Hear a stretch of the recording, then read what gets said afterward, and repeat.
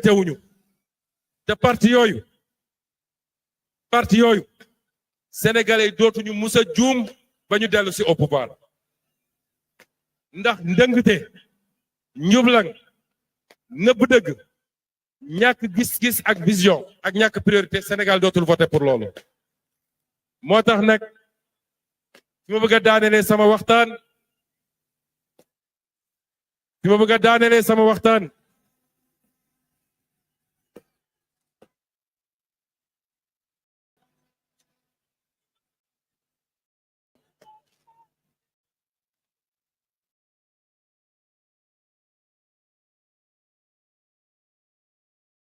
daanelee sama waxtaan nit ñi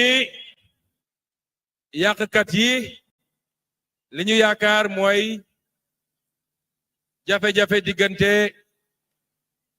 président Bassirou Diomaye Faye ak Ousmane Sonko. aduna nag lu ne xaj na ci waaye luy yàq du jóge ci man am naa njort ni du jóge ci président Bassirou Diomaye Faye.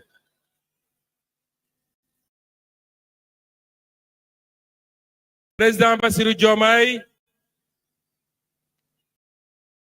bi ma koy proposer candidat dama leen ne maak moom bëri na lu ñu méngoo ak lu ñu bokk gis-gis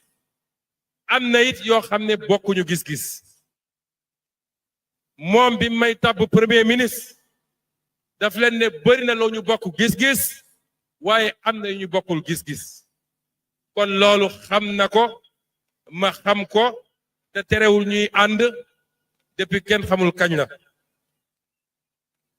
loolu mooy suñu doole. président Bassirou Diomaye bi ma paree syndicalisme ay nit ñëw gis ma ne dañoo bëgg a def parti politique may leen man duma mus a def politique ndax dafa salte ñu dellu si wax a wax wan ma ay texte ma liir ko xool réew mi ni muy doxee ma ne bu dee ñun ñi ñëpp nga xam ne ñu ngi liggéey ci état jiital ci njub ak professionnalisme bu dee ñun ñëpp ak ñi ne privé te am même qualité yi ñi ne sur l'international te am même qualité yi su ñëpp ne ñun duñu def politique seuls les médiocres vont faire la politique kon nañu dugg ci politique bi waaye bi ma décidé dem ñi ma njëkk a woo monsieur le ministre Birame Souleye Diop monsieur le maire Jamil Sané madame la questeure Aïcha Touré monsieur le président de la République Bassirou Diomaye Diakhar Faye ak ñeneen Matar Sène moom bokk na ci ñëw woo ma ñoom ñoo ma xëcc ñooñ laa njëkk a woo ne leen man de defe naa damay dugg ci politique waaye gis naa ci yéen lu ma doy su ma sañoon ngeen ñëw ñu ànd dugg ci politique président Bassirou Diomaye Faye ci parti bi la xamee politique man mii ci parti bi laa xamee politique ci parti bi la ñu màggee moo ñu tette lu ñu xam ci politique parti bi la amul leneen lu dul Pastef les patriotes en 10 ans de combat fal na fi ay maire te bu soobee yàlla 2026 ñu def razzia ci maire yi incha allah en 10 ans au pouvoir Pastef les patriotes fal na fi ay député en 10 ans au pouvoir Pastef les patriotes fal na fi président de la République en 10 ans au pouvoir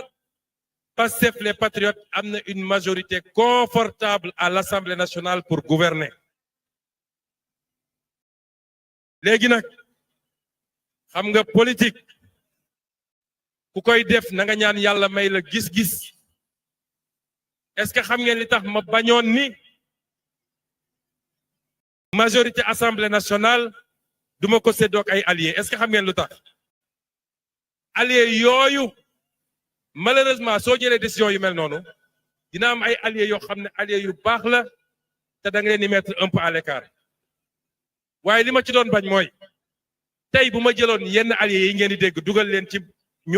ñu bokk ci majorité bi kon tey ñi nga nekk assemblée nationale di xool naka la ñuy suuxate naka la ñuy gàllankoore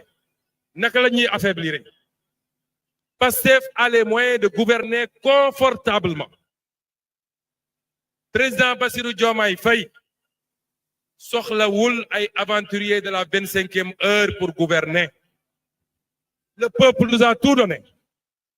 Tout. Kon na dellu si ci parti bi sës ci parti bi ànd ak alliés yi nga xam ne c'est les alliés loyaux et fidèles doy nañu sëkk pour ñu def 50 ans au pouvoir fii doy nañu sëkk pour ñu def 50 ans au pouvoir fii kon message boobu lañ koy lancé gàllankoor moo tax teewul fii tey waaye mënoon na fi teew te fii ak prochain ndaje bu soobee yàlla moom moo koy ñëw ubbi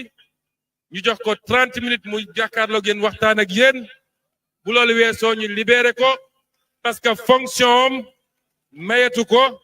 mu jël ay responsabilités politiques loolu la ñu wax ci biir parti bi. leen ñaax nag ngeen dem bindu ci liste électorale yi dem leen bindu ci liste électorale yi ndax fi mel ni Touba Mbacké rek Touba Mbacké gi rek bu jeunes yi demoon bindu man léeg-léeg damay ragal dem Touba Mbacké ndax xam naa fi ma toll waa Touba dama koy ragal sax léeg-léeg noonu la amee fépp ci Sénégal nag noonu la amee fépp ci Sénégal su ma demee ziyaare Kaolack gis ngeen ni muy mel su ma demee ziyaare Tivaouane gis ngeen ni muy mel léegi sax damay ragal ziyaara religieux yi parce que su ma demee léeg-léeg dañ naan dafa ñëw fii soppi ko meeting ndaw ñooñu nag dama jël misaalu Touba nee nañ 400 000 électeurs la ndawal Touba bu ñu inscrire woon ñoom ñëpp rek Touba am 800 000 électeurs bu ñu inscrire woon rek Touba am 800 000 électeurs kon dem leen ngeen inscrire parce que la révolution est en marche malgré les difficultés de début de pouvoir. Et cette révolution va changer radicalement le Sénégal. Cette révolution va nous conduire fi nga xam ne moo ñu manqué woon depuis 65 ans. Cette révolution, elle est la vôtre, vous la jeunesse du Sénégal. Elle est la vôtre, vous les femmes. Elle est la vôtre, vous les agriculteurs, vous les pêcheurs, vous les transporteurs. Bref, c'est la révolution du Sénégal pour les Sénégalais par les Sénégalais. Nous allons lever tous les défis ensemble. maa ngi leen di gërëm di leen sant di leen souhaiter un bon retour chez vous. Assalamu alaikum wa rahmatullah.